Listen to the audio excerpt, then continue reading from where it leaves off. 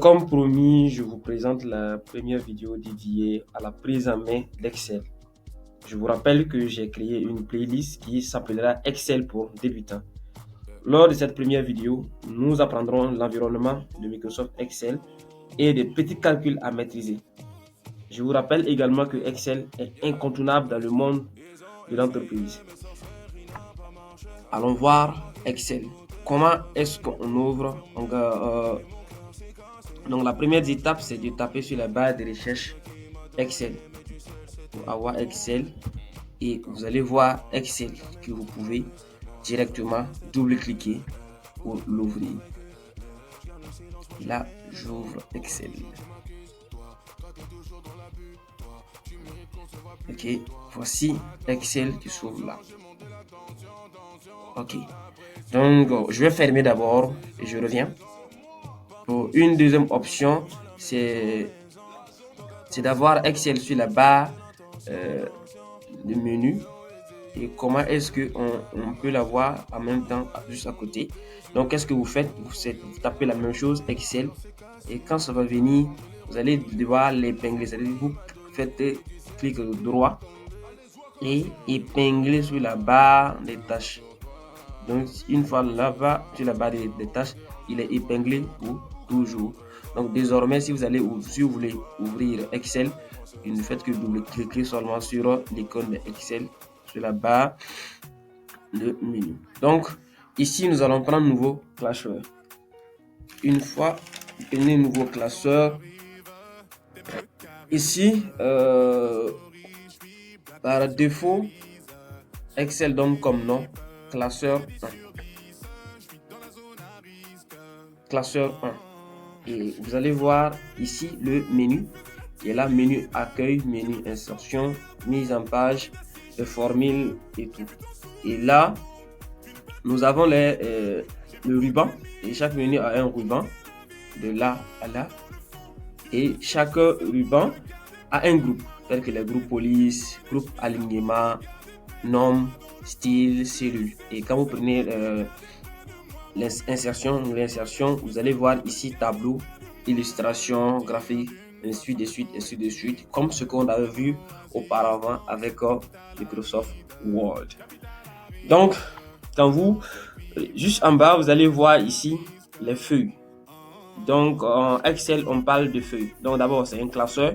Et un classeur peut avoir jusqu'à 255 feuilles. Donc, pour avoir une feuille, il suffit seulement de cliquer sur le plus et vous avez une nouvelle feuille. Et également, on peut nommer aussi les feuilles. Par défaut, on dit feuille, mais on peut nommer. C'est-à-dire, vous faites clic droit là-dessus et vous renommez la feuille. Par exemple, moi, je peux mettre ici janvier. Et la deuxième feuille, je peux le nommer février, évidemment. C'est en fonction de ce que vous voulez faire avec votre feuille.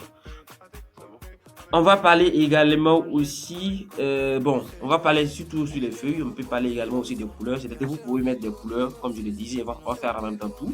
C'est-à-dire vous pouvez mettre des couleurs, faites clic droit sur la feuille et vous allez voir couleur. Vous pouvez mettre une couleur pour quand même marquer votre feuille en fonction de ce que vous voulez faire en fait, voilà. Donc moi je mets une couleur standard comme ça. Donc à présent on va essayer de voir encore d'autres éléments qu'on appelle ici les cellules. Les cellules, quand vous regardez les cellules où on peut voir ici par exemple ici B4, quand je sélectionne cette cellule on peut voir ici B4. Donc la cellule ici a une adresse et l'adresse est marquée par une colonne et une ligne. Et cette ligne, par exemple, si je prends cette cellule, vous allez voir ici C6. Donc, vous allez voir ici C6. Vous allez voir ici C6. Le C6 ici, ça prouve que nous sommes dans la colonne C à la ligne 6. Donc, les colonnes sont marquées par les lettres et les lignes sont marquées par les chiffres. Donc, voici l'adresse. Pourquoi je vous dis l'adresse? Parce que bientôt, on va utiliser ces adresses-là après dans la suite de la vidéo. Donc, on va essayer maintenant de faire quoi? De sélectionner, au départ, c'est une cellule qu'on a sélectionnée. On va essayer de sélectionner une plage de cellules. Comment ça se fait? Donc, vous faites clic gauche enfoncé, c'est-à-dire vous sélectionnez d'abord une cellule et vous faites un clic gauche enfoncé et vous déroulez pour descendre ou aller à droite comme vous le voulez. Moi, je vais descendre. Et là, vous voyez ici le nombre de cellules sélectionnées. Par exemple, quand je prends là, voilà, vous voyez ici L6 fois 1C. Donc, c'est une plage que j'ai sélectionnée comme ça. Donc, pour sélectionner plusieurs plages, une fois sélectionné la première plage, vous faites CTRL. Et là, maintenant, vous pouvez maintenant sélectionner les autres plages. Vous faites CTRL enfoncé, vous ne lâchez pas. Et vous, maintenant, vous sélectionnez maintenant les autres plages que vous souhaitez sélectionner. Et c'est comme ça qu'on sélectionne plusieurs plages de cellules. Ouf.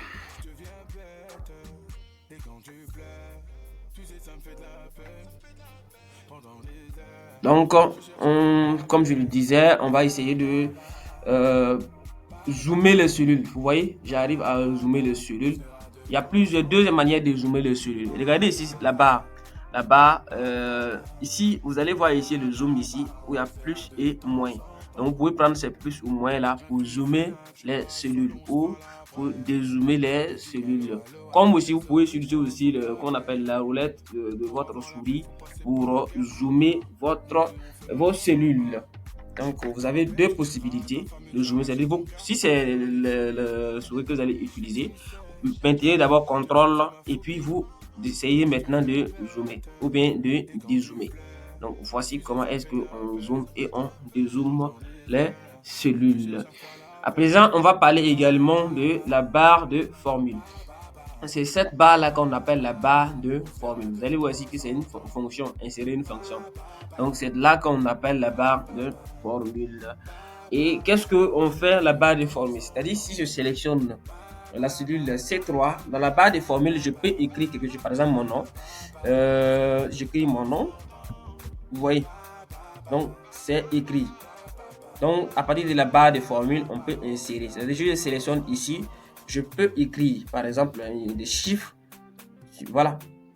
Mais n'empêche, quand je sélectionne seulement la cellule, je peux commencer à saisir. Donc, voici l'importance de la barre de formule. Tout ce que vous saisissez dans une cellule va apparaître dans la barre de formule. Tout ce que vous saisissez va apparaître dans cette barre de formule-là. Donc, on va essayer aussi de faire quelque chose avec... par exemple, on va mettre... je reprends mon nom que j'avais écrit. Bon, ça c'est mon nom. Et là, je vais essayer de mettre mon contact.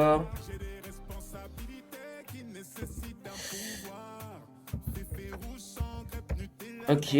Et là, je vais mettre une mise en forme. Comme ce qu'on avait vu dans Word, les mises en forme, c'est pareil. C'est-à-dire que vous pouvez mettre en gras, vous pouvez augmenter la police et vous pouvez également changer, comment dirais-je, le caractère de police.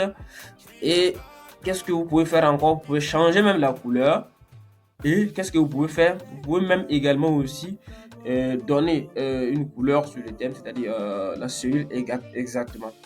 Donc, vous voyez ici que mon nom aussi, comment on appelle? Au départ, c'est Salifou qui est écrit, mais la cellule ne contient pas. Comment est-ce qu'on peut adapter la cellule, la plage de ce qu'on appelle la taille de la cellule au contenu de la cellule? Vous faites juste une astuce que je vais vous montrer, c'est une astuce professionnelle. Donc, vous partez juste au-dessus, là, par exemple, vous voyez là, et vous faites double-cliquer. Si vous double-cliquez, la cellule va prendre exactement la taille normale de la cellule. Donc, voici comment est-ce que on met en forme le contenu d'une cellule. Et c'est partout, comme je l'ai dit. Et là, l'orientation, l'alignement et tout, c'est à vous maintenant de voir comment est-ce que ça s'est passé. Pareil comme ce qu'on fait dans Microsoft Word. Donc, on va essayer d'avancer un peu. C'est comme ça qu'on fait les mises en forme. Donc, par exemple, si on va essayer de dupliquer cette mise en forme qu'on a fait ici, c'est-à-dire on a fait plusieurs cellules, on va dupliquer cette mise en forme qui était ici. Regardez ici, dans presse-papier. dans presse-papier, vous allez voir cet outil-là comme un pinceau. Donc, vous prenez ça et c'est-à-dire vous captez. C'est cette mise en forme-là que nous voulons reproduire exactement ici. Donc, vous venez sur la cellule à laquelle vous voulez reproduire la mise en forme et vous cliquez. Automatiquement, vous voyez ici. Généralement, quand vous voyez les jazz, ça ne veut pas dire qu'il y a une erreur. C'est pas une erreur, c'est-à-dire que la cellule ne supporte pas la taille du contenu en fait. Donc, vous partez faire la même chose que je vous ai indiqué, vous double-cliquez et automatiquement ça prend. Donc, voici comment est-ce qu'on duplique une mise en forme de plaques de cellules ou des cellules. Donc, pour supprimer aussi le format, c'est pareil. Peut-être quand vous cliquez ici, prenez cette cellule-là. Moi, je vais supprimer le format qui est là. Qu'est-ce que vous faites? Regardez ici. Dans groupe édition, toujours dans l'onglet accueil, vous allez voir effacer. Donc, vous allez voir ici effacer tout ou effacer la mise en forme. Si c'est effacer tout, tout sera effacé. Si c'est la forme que vous voulez effacer, vous allez effacer. Ou bien si c'est effacer le contenu, vous allez effacer le contenu sur le site. Donc, moi, je vais prendre peut-être effacer la forme et automatiquement, ça revient à la forme. Donc, voici comment est-ce que on duplique et voici comment est-ce que on efface. Comment on appelle la mise en forme ou bien vous voulez tout effacer. Donc, on va essayer de revoir encore un autre outil qui est très important. Il s'agit de la barre d'accès rapide. La barre d'accès rapide, c'est quoi exactement? Ce sont des outils qui vous permettent d'aller au plus vite. C'est-à-dire, vous n'allez pas en train de fouiller. C'est-à-dire, si ce sont les outils que vous utilisez fréquemment, vous pouvez les mettre dans la barre d'accès rapide pour aller plus vite. Au cas où vous avez besoin de ces outils-là, vous allez directement ici, par exemple, pour aller les voir. Donc, par exemple, si on clique ici, on va essayer d'ajouter autre modèle, c'est-à-dire comment on appelle autre outil, c'est-à-dire par exemple si on prend nouveau, voilà, donc là si vous cliquez directement, c'est un nouveau, comment on appelle le document qui sera créé. On va prendre peut-être, on va ajouter peut-être orthographe. Vous voyez, ça s'ajoute automatiquement comme vous le souhaitez. Donc par exemple, moi je peux essayer de l'afficher en dessous du ruban. Ça à vous votre choix de l'afficher. Par exemple, si moi je prends en dessous du ruban, il va venir ici, juste à côté ici, pour me faciliter le travail. Donc c'est à moi de voir où est-ce que je veux faire l'emplacement. Ok, donc après vous pouvez aussi personnaliser. Voilà, vous pouvez personnaliser après en prenant sur le côté, comment on appelle, personnaliser. Juste en haut, personnaliser la barre de recherche, vous prenez, ou bien autre commande. Quand vous cliquez sur autre commande, voici la barre qui va apparaître. Donc c'est à vous maintenant de voir maintenant qu'est-ce que vous voulez ajouter dans la barre d'outils rapide. Par exemple, si c'est pour trier, par exemple, ordre croissant, je prends ici et je fais quoi? J'ajoute. Automatiquement, ça sera là et je fais OK. Donc, il va être là. Il va apparaître ici. Donc, c'est à vous maintenant de personnaliser votre barre de recherche rapide pour aller au plus vite possible. Parce que c'est là on parle de la productivité. Il faut mettre tous les outils qui sont à votre portée, juste à côté de vous, pour aller le plus vite possible. Donc, on va aller également, comment est-ce qu'on enregistre un classeur? Toujours comme ce qu'on a vu précédemment dans Word, on enregistre un. Donc, pour enregistrer un fichier, il faut aller dans ce qu'on appelle un classeur, un nouveau classeur. Il faut aller dans un fichier et vous allez voir enregistrer ou enregistrer sous. Donc, vous prenez par exemple enregistrer. Si c'est la première fois, vous prenez enregistrer. Automatiquement, il va vous diriger dans votre ordinateur. Par exemple, moi, je vais prendre ordinateur et là, par exemple, le bureau. Et je vais enregistrer mon classeur. Là, c'est classeur 1. Par exemple, je vais mettre peut-être qu'est-ce que je vais mettre? Par exemple, je vais mettre mon nom, par exemple, Salifou, parce que c'est moi, je travaille aujourd'hui ici. Salifou. Et là, l'extension ici, c'est d'abord. On dit que c'est classeur, on précise déjà que c'est classeur Excel. Et là, vous pouvez enregistrer sur plusieurs formats. C'est à vous de tester, voir. Et j'enregistre.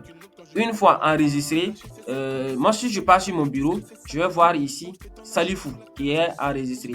Mais je ne vous conseille pas du tout à enregistrer vos fichiers, comme on appelle Excel, Word, PowerPoint sur votre bureau. Ça surcharge votre ordinateur et ça ralentit votre ordinateur. Ce que moi je vous conseille, c'est de créer un fichier qu'on appelle un dossier à part entière dans votre PC et enregistrer vos fichiers là-bas. Ça vous permet d'avoir un ordinateur, un bureau quand même bien réparti et non surchargé. Merci. On va continuer toujours avec la question d'insertion des lignes et des colonnes. Par exemple, pour insérer une ligne, par exemple, si je veux insérer une ligne, je clique là et je clique. Vous allez voir ici insérer, insertion, je fais insérer. Là, c'est une ligne que je vais insérer. Pour supprimer également, c'est pareil. Vous cliquez, vous venez ici, par exemple, sur la lettre. Par exemple, ici, nous sommes la lettre C. Je sélectionne là, par exemple, je sélectionne là, sur la lettre, ça va prendre toute la ligne et je fais quoi? Supprimer. Et ça va supprimer. Donc, par exemple, si je voulais insérer une ligne entre Salifou et ce numéro-là, par exemple, je clique ici et je fais quoi? Insérer une ligne. Donc, automatiquement, il y a une ligne, une colonne qui va être insérée. Donc, c'est pareil. Par exemple, si j'écrivais quelque chose ici, je sais n'importe quoi, et je veux par exemple insérer une ligne entre le nom et puis ce que je viens d'insérer, justement de sélectionner ici maintenant le chiffre 5. Et ça prend en compte toute la ligne qui contient peut-être le nom. Et je fais quoi? Je fais un clic droit également, je fais insérer. Il comprend déjà en fait ce que c'est. Il veut insérer une ligne en fait. Donc je prends comme ça insérer ligne, insérer, et là automatiquement il y a une ligne qui vient s'ajouter entre le nom et comment dirais-je, ce que je venais de saisir automatiquement. Pour supprimer, c'est pareil également. Qu'est-ce que vous faites? Vous sélectionnez, vous faites clic droit et vous faites supprimer. Et facilement, on arrive à la suppression de la ligne que vous venez de faire. À présent, nous allons essayer de faire un petit calcul avec ce qu'on vient de faire, de connaître. On va utiliser d'abord les opérateurs. Et avec Excel, comment est-ce qu'on arrive à faire les calculs? Pour que Excel sache que c'est un calcul qu'on veut faire, on débute toujours avec égal. Donc on met égal. Par exemple, je vais prendre un calcul. C'était calcul 5 plus 5. Donc ça va donner combien? Alors, voyons voir si Excel est comment on appelle, intelligent. Il trouve 10. Est-ce que c'est ce que vous avez trouvé? J'espère que c'est la même chose. Si vous n'avez pas trouvé, allez, revoyez votre manière de calcul. Peut-être que vous avez raté le CPR. Ok, blol, on continue. Par exemple, on va prendre ici 10 moins 2. Et on trouve 8. Si tu n'as pas trouvé 8, il faut aller reprendre le CPR. Et on va prendre peut-être 20 divisé. La division, c'est la base slash qu'on utilise pour la division. Divisé par 2, on va trouver combien? 10. Donc, c'est comme ça qu'on utilise les opérations. Ok. Donc, par exemple, si on va faire peut-être tout cela, on va calculer peut-être tout cela, la somme de tout cela. Qu'est-ce qu'on va faire? On fait égal. Et on fait quoi? On ne va pas mettre ici 10. Je parlais tantôt au départ des adresses de cellules. Ici, on va sélectionner, comme on appelle, les cellules contenant les nombres que nous voulons additionner. Donc, je la prends comme ça. Ça, je sélectionne là. Vous voyez que la cellule est sélectionnée. Et je fais quoi? Plus ça, plus le troisième. Et je fais quoi? Je valide. Vous allez avoir ici 28. On peut avoir aussi une autre manière de faire ça, c'est-à-dire en utilisant la fonction somme, parce que c'est somme qu'on a utilisé. Donc, je fais comme ça, somme, je mets égal, je mets somme. Et je fais quoi? La parenthèse, et je sélectionne les différentes cellules contenant, comment on appelle, les différents éléments à additionner. Ok, donc je fais comme ça. Et vous voyez ici, c'est de C9 à C11. Je parlais tantôt des adresses. Donc ici, il prend que les adresses. Vous n'allez pas voir ici 10, vous n'allez pas voir 8 ici. Il ne prend que les adresses. Donc, et je ferme. Vous voyez ici la barre de formule. Vous allez voir aussi somme. Et comment ça se passe? Ce qu'on a saisi ici, c'est ce qui apparaît ici. Et vous validez. Une fois validé, vous allez voir ici 28. Ça, c'est la fonction somme. On va faire une petite calcul, par exemple. Qu'est-ce qu'on va faire? Par exemple, on va essayer de simuler les ventes peut-être d'une entreprise, par exemple. Donc, on va prendre ici le nom, peut-être nom nom d'ouvrier. Ce sont des commerciaux. Et là, par exemple, chiffre d'affaires. Les chiffres d'affaires. Chiffre d'affaires. Et nous sommes dans le mois de février. Et par exemple, là, Monsieur Bruno a vendu peut-être 100 000 francs. Et Monsieur, comment on appelle,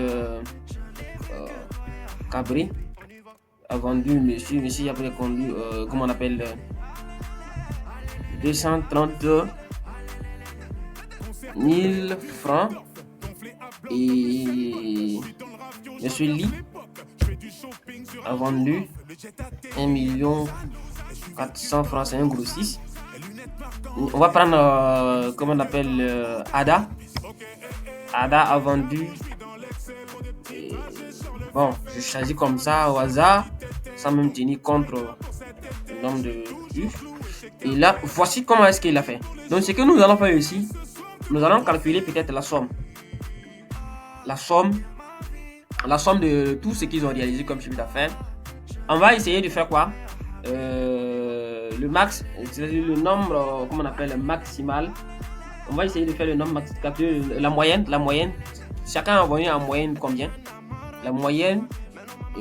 Et ensuite, on va faire quoi? La valeur max de tout ça. On va essayer de chercher la valeur max de tout ça avec Excel. Vous allez voir que Excel est très puissant. La valeur min. La valeur minimum. Et voici les opérations que nous allons faire. Mais ici, nous allons mettre chiffre d'affaires.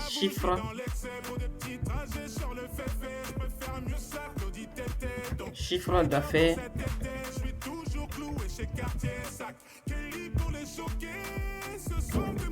Les ouvriers. Ok. Donc, on va apprendre quelque chose. Là, c'est surtout dans cette cellule. On va faire la fusion de cellules pour rendre plus. Donc, fusionner et centrer, je prends là. Et je vais mettre en forme également mon tableau. Donc, je vais mettre la couleur. Par exemple, cette couleur. Je prends cette couleur. Et là, je vais par exemple ça la mettre en gras. Et peut-être changer la police. Je prends cette police là. Et je vais sélectionner tout. Et je change également la police. Par exemple, je prends cette police que j'aime bien. Et voilà. Et pareil également, je sélectionne cette cellule et je change la police. Ok. Et je mets en gras. Bien sûr. Voici. La mise en forme, c'est pareil. Hein, c'est pareil comme sur Word. Voilà, c'est pareil comme sur Word. Ne vous tracassez pas. C'est toujours la mise en forme des textes. C'est pareil.